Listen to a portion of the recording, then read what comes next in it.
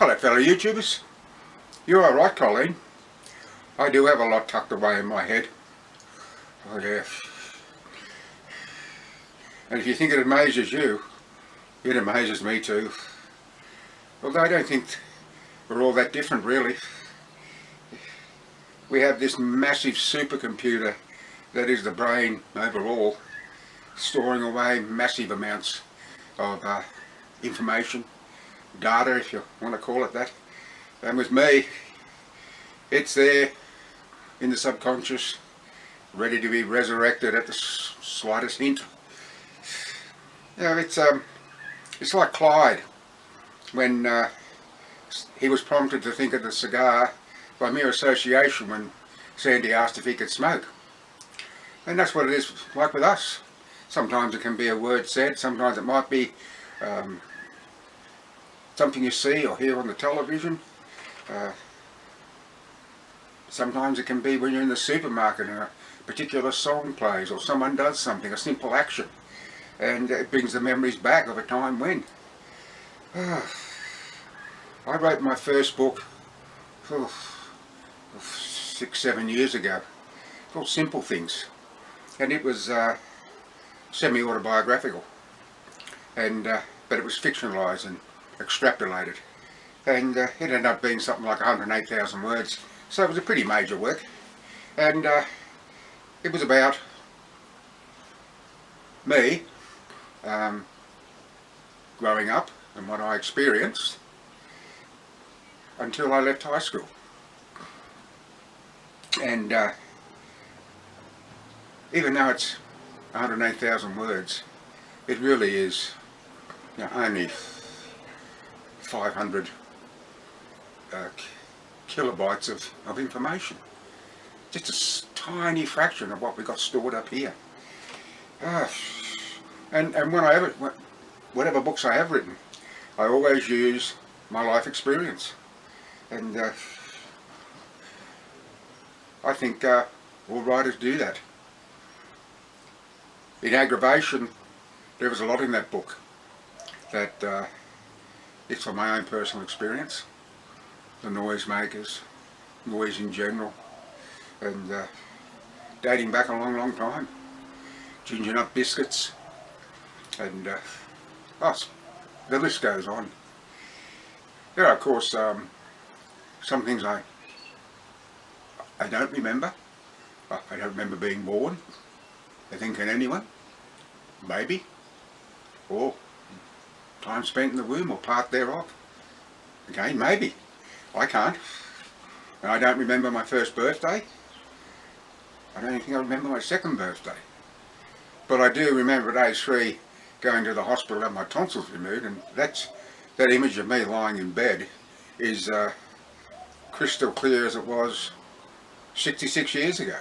And I remember the present Mum and Dad bought me, a big black and white plastic liner ship. Yes. I remember other things, other gifts I got for presents. Of course there'd be presents, wouldn't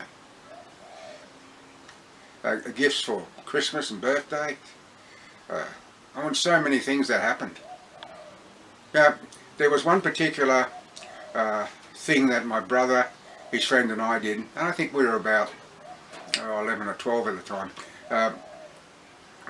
2 houses down from our house there was a creek, and the creek ran into a culvert, and the culvert ran underground for about 800 yards, and it was about, I don't know, 4 feet high and about 6 feet wide, and it came to a V in the middle so the water could run off. And time again we would stand at that opening looking at that tiny little window light at the other end, and we would say, what about we walk the length of that culvert? But we weren't game enough to do so. But then there was a storm one night, and I mean torrential rain, and it flooded the creek and the house next door to some degree, and it completely flushed out the culvert. And it was my brother's friend who said, what about we walk the length of the culvert? I was thinking, no way, and probably my brother was too, but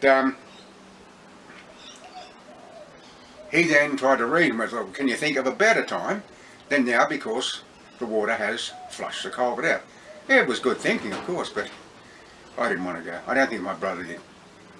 But I tried to squash the idea. I said, well, we'll need a torch. And he said, oh, well, I got a torch on my bike. And of course he did. Well, the excuses were over and we had to face my fears. And so we decided to walk the length of that culvert. And I remember everything that happened in that culvert. The darkness, the slime, the spider webs, yeah, they were still there. And the thoughts that popped into our heads at the time, me in particular. Wish I hadn't watched that movie called Them, about giant insects, ants. Ugh. It was every time I saw something move, I thought a big ant was going to come and grab me in its pincers. But such is the imagination of a child. I still have that imagination today, as a matter of fact. Yes. Yes. And we thought we were pretty cool, calm and collected, and my brother's friend, who was an asthmatic, well, he thought he was really cool. But the number of times I heard fit on his inhaler, I realised he wasn't as cool as he thought he was, nowhere near it. And after we got about what we thought was more than halfway, we started to panic, because we were bent over. As I said, it was only 4 foot high, and something happened. It was that my brother and his friend fell over. They slipped on the slime and went over on their backsides, and that was enough. That was enough to spook them out, and we took off as fast as we could, bent over, running towards that window of light at the end of the tunnel. That didn't seem to be getting bigger, but it was. And well, I guess we weren't more than 100 metres or 100 yards from the end of it when I slipped over too, and I slid. I must have slid about 10 or 20 yards. Oh boy. And then I was scared stiff. I got up again and we bolted, and eventually we came out. And I tell you, I wrote a story about that called The Culvert, a short story, and there's far more to it than that, but just goes to show what I do remember. So many things. I suppose I could go on and on and on, but I won't, because the battery on this camera will probably go flat, and when I get up to check it, probably what I've recorded isn't what I think I've recorded, if you know what I mean. But there are times these days, I mean, I'm almost 70 years of age, and there are times when I'm just so forgetful. You know, things from a distant past are there with crystal clarity, so many of them. And yet, sometimes I can't remember the simplest of things. Did I take my medication last night? Did I take it today? Not my main emphysema medication, I take that every day without fail, as soon as I wake up. But I have depression. I've had depression since 1996, and I've been treated successfully with it with Effexor, and I've got to remember to keep taking it. And but sometimes I forget. And you know, the strangest thing about forgetting to take that medication is I get this weird feeling in the centre of the palms of my hands, both hands, it's like a pinprick. And I know that I've forgotten to take my Effexor. Strange, huh? There are times when other things just simply slip your mind, like where did I put the car keys, where did I put my sunglasses? I go into my shed to get something, can't find it. Eventually find it on the bench, staring me right in the face where before I couldn't see it. But I think that's common with everyone. So yes, Colean, I do have a lot of things tucked away in my head.